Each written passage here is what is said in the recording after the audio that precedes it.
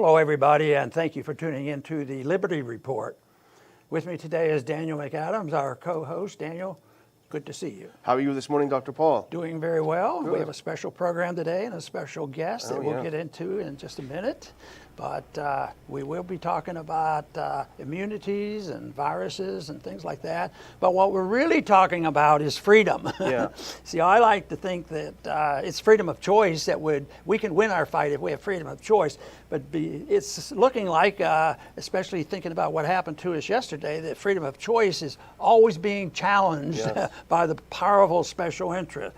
But we will keep plodding along because I don't think, it to us is sort of devastating, but that type of censorship has been around for a long time. Maybe not exactly the same kind, but censorship always silences the people who challenge you. So we understand that, and I compare it to what I was doing 30 or 40 years ago. I always thought, and I really believed it, well, I'm talking to myself. When I told my wife I was running for Congress, I just want to get this off my chest. So that was my therapy, and I didn't know that this crazy stuff would happen and 2 or 3 more people would listen to it. But anyway, we have a special doctor with us today, and the name is well known, especially if you look at Lou Rockwell's website, and that's Dr. Joseph Mercola. And he's been writing on dietary things and environmental things, and also the whole fact about viruses and immunities. So I consider him a real expert. But when I looked at his bio, it mentioned an organization that he belongs to, and I've mentioned the organization many times on this program. It's called AAPS, American Association of Physicians and Surgeons, which started in the 40s.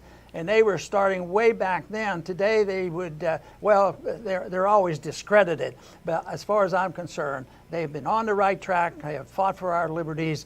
And I like to think that we fight for freedom of choice rather than they say, you do it our way. That's the opposition. If you follow what the government tells you in the FDA, you'll be misled. But I think what we want is freedom of choice, and I think that's what Dr. Mercola offers to us. Dr. Mercola, welcome to the Liberty Report. Well, thank you for having me, and I've been a great fan of yours for many decades now, and I really deeply appreciate your pioneering advocacy for personal freedoms and sound money. I mean, there's not anyone who's done more to seek to integrate that in our economy than you have. So thank you for your efforts. Well, very good, and I thank you for that. But we have been fighting the battle, especially dealing with coronavirus since early spring. And we've annoyed some people, and we've been challenged about it. And yet yesterday we were disappointed because we don't want to lose the ability to spread our message. And there'll be an alternative. I think when there's a desire, you can come of it. And I try to make use of something like that.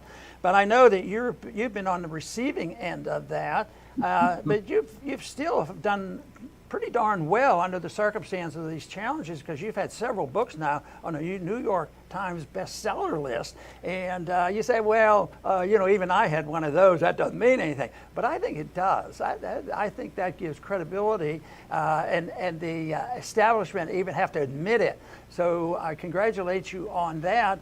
But we would like to talk today about the immunity system and what you might advocate. What do you see as our major problem right now in challenging the opposition intellectually? What message do we have to get out there, the kind of message that you've been working on for a long time? Well, I think it relates to the issue of censorship, the one you alluded to earlier. And I'm a fan of your podcast and watch it regularly. And I was surprised last night when I tuned in to see the video was removed. I said, okay, they're going to add it again. And, I started my website, Dr. Paul, in 97, which is before Google started theirs. And for literally a decade and a half, we had free reign. We had access to the entire world population through the internet. And they started censoring that and throttling that access back. And they went full force this year. But last June, they took us out of the Google search engine. And Google controls about 92% of the searches in the world. So they control the narrative. They can dictate it. They have this technocratic advantage to literally not only take our personal information from the surveillance they're doing, but to use it to to actually manipulate and brainwash the population to their end. And one of the ways they do this is to censor the information. The reason that's such a challenge is that we are only getting a biased, prejudicial perspective, the narrative of the World Health Organization, which is heavily financed by Bill Gates. And if it anything that conflicts with that narrative is censored, eliminated, removed from the public discourse. So that's the primary challenge, because if people are given freely the information, the opportunity to independently analyze and evaluate that data and make a decision for themselves, not to have Google or Facebook or Twitter decide that this is not something they should be exposed to, that they're doing it for the greater good. That's the challenge, because I believe, like you do, that people have enough common sense and wisdom to choose the truth. And we can see that. The encouraging news out of this, Dr. Paul, and I'm sure you notice it, that less than 50%, only 40% of the people are going to choose to have the vaccine when it comes out.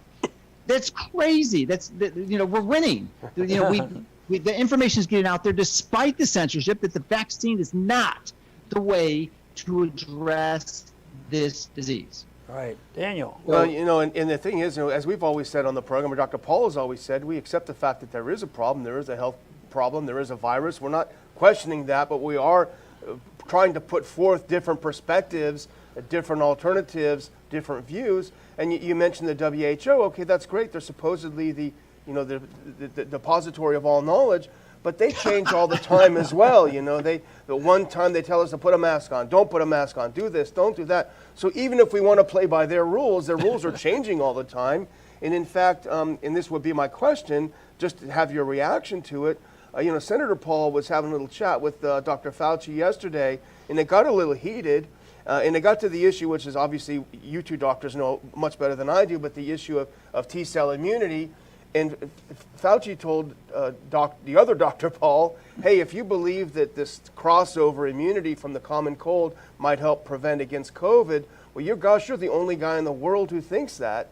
And that's how it left. But then you look back, and actually Alex Rodriguez, who does on Twitter, he looked back just 6 weeks ago when Fauci himself was saying that same thing and citing many studies. And in fact, Dr. Scott Atlas, the president's own new advisor on coronavirus, he said the same thing today as well, talked about the T-cell immunity and the memories immunity, the crossover immunity. So even if you want to be a good guy and play by their rules, they seem to change all the time.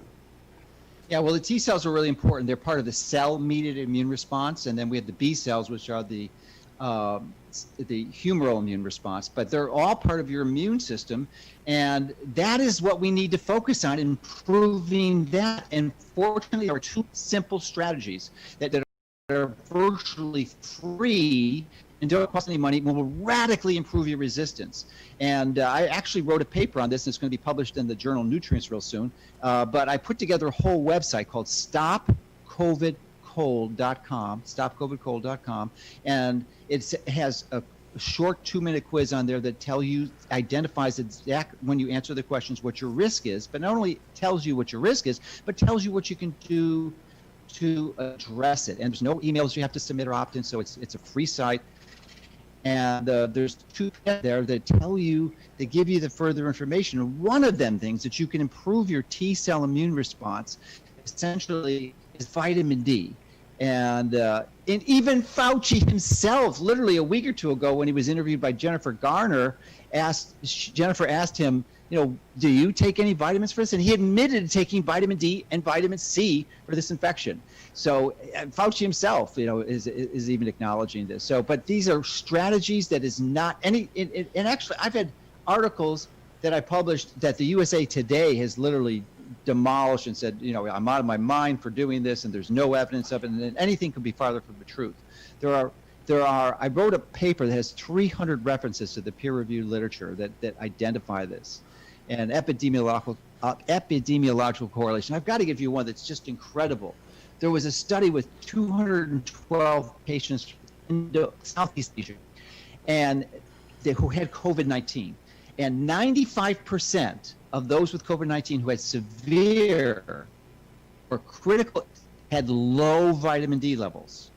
And 95% who had mild illness had normal vitamin D levels. So you don't have to be a rocket scientist to figure out that this likely has something to do with it. And it's massive. If you can normalize your vitamin D levels before the infection, that's the key. You know, prevention is worth a pound of cure. You can radically reduce your risk for this infection. And it does it through a variety of ways. One is it improves your adaptive immune response, but it also improves your innate immune response. Your body has these physiological barriers to resistance, and vitamin D improves that whole system in your body's ability to fight the infection. So it's an enormous thing. It's inexpensive. You know right now it's going to be hard to get for free because winter's approaching, but it's one of the least expensive supplements. I personally live in Florida, so I haven't taken vitamin D for 10 years and have very healthy levels. But you can, if you're not able to access to the sun, you can take a simple, inexpensive supplement that is probably one of the cheapest ones on the market. So it's a great strategy, especially for those with dark skin color and those who are elderly. We know these are 2 risk factors. And the other big risk factor they go on this stopcovidcold.com is metabolic flexibility. That is the common denominator in all these comorbidities, which are diabetes, overweight, heart disease. And when you have that, the common denominator is insulin resistance. So if you can address that with simple ways that I discussed in some of those PDFs that are there that you can download for free, then you can resist this without anything. There's no supplements to take. I mean, the vitamin D and just doing these simple strategies to decrease your insulin resistance can radically insulate you far better than any vaccine could. I want to mention again, I think I did in the introduction, I wanted to get your impression of this idea of what we learn in medical schools. I went to medical school a couple years before you did, but I think you and I agree that they didn't teach us much about vitamins, and they didn't teach us much about dieting and these sorts of things.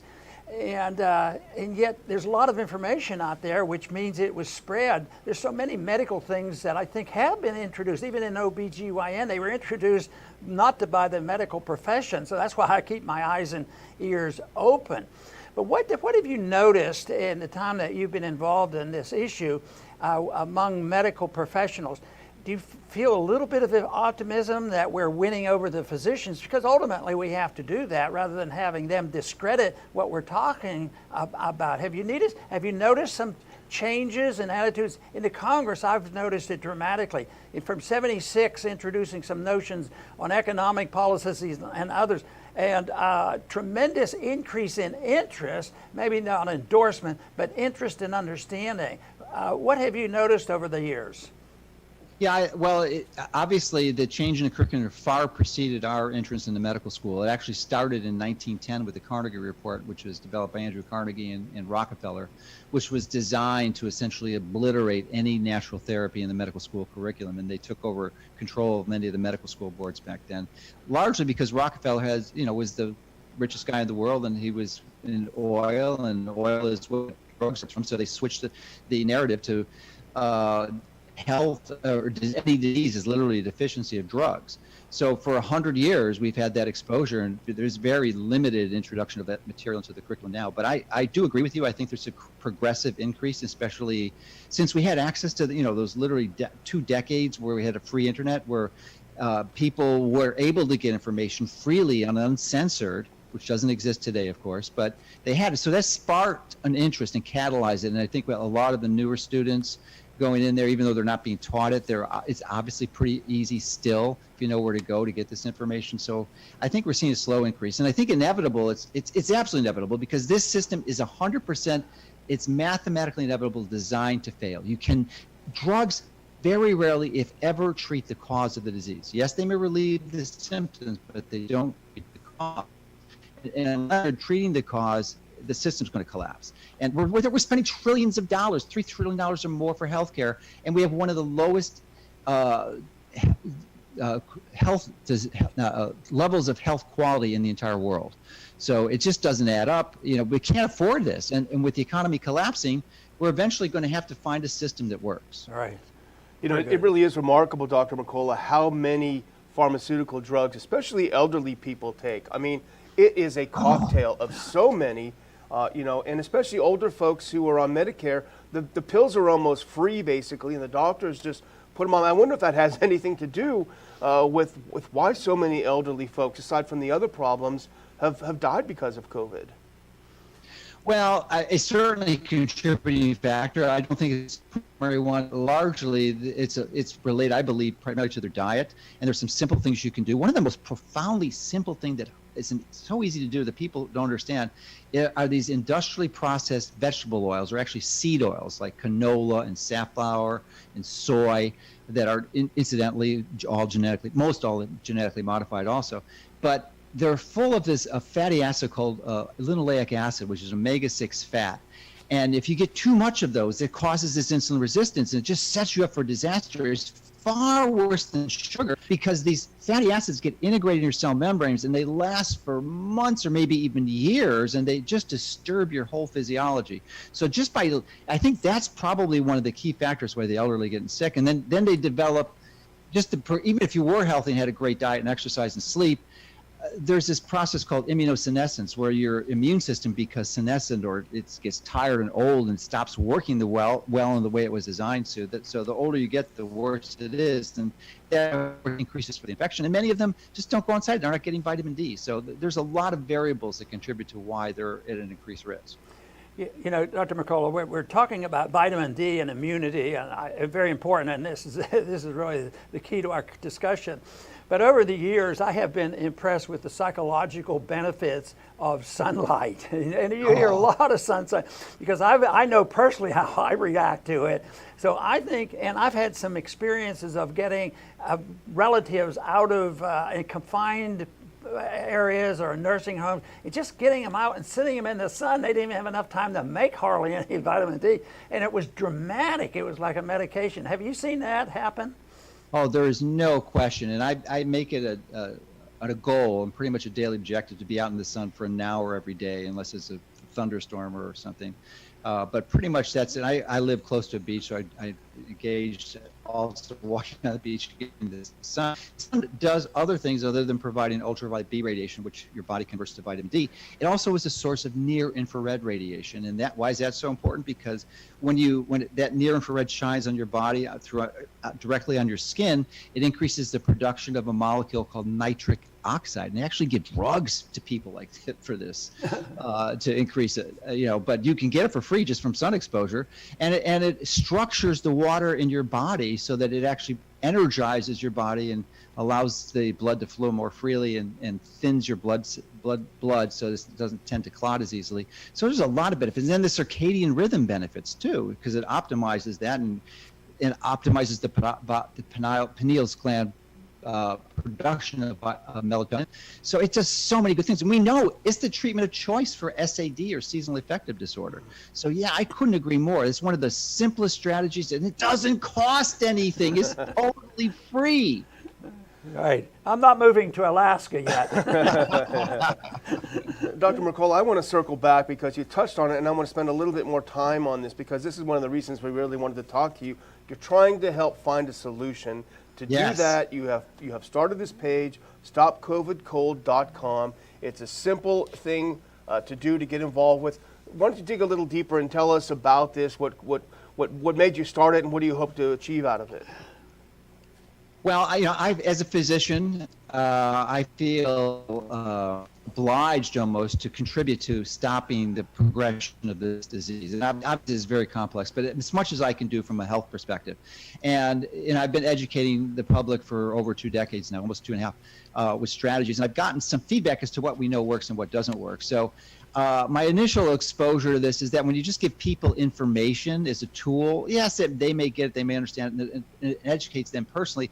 But the intention here is to obviously spread this information wide and far to those who've never been exposed to this, where natural medicine and health is, they may be opposed to it.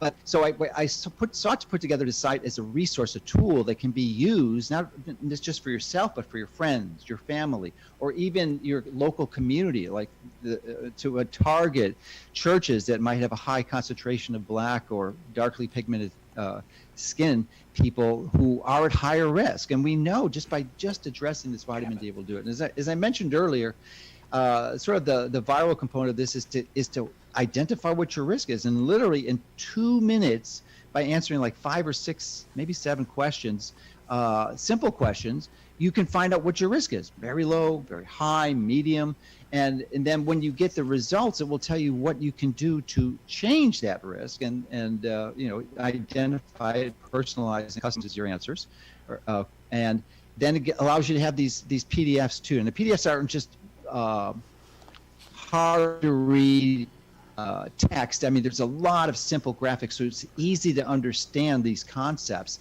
And we have one that's like almost 40 pages that is for healthcare professionals, although anyone can download it, or the one that's a simple one that explains it in about 10 pages with nice big graphics so that you can understand what these interventions are, and you can integrate it into your life, not only your life, but your friends, your family, your community members, and spread the message. There's an option, and we don't participate in Facebook anymore because we object to many of these social media platforms.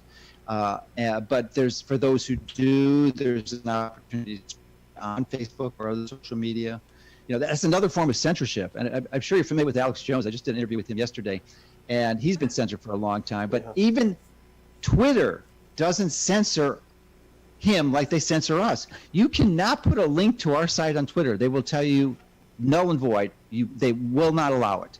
And we still have a Twitter account. They didn't ban us yet, but they don't allow our links to go. So I mean, there's just this incredible suppression of people who are seeking to educate the public about the truth.